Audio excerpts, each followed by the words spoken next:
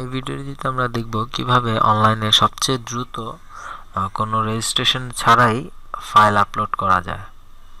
তো প্রথমেই আমরা ব্রাউজারটি ওপেন করব।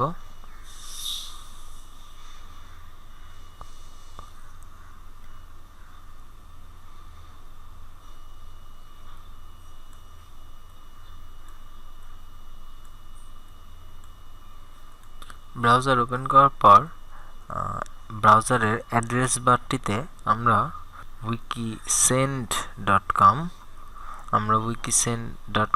ওয়েবটিতে ঢুকব।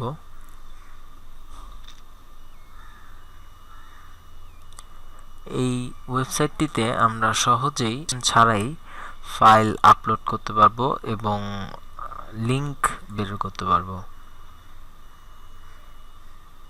এখান থেকে ব্রাউজার ক্লিক করে আমরা আমাদের যে কোনো ফাইলটি এখানে সিলেক্ট করে দিব আপলোড করার জন্য। এরপর আপলোড ফাইলে ক্লিক করব। আমাদের ফাইলটি আপলোড হচ্ছে। ফাইল আপলোড হওয়ার পর এই ফাইলটি আমরা দেখতে পাবো।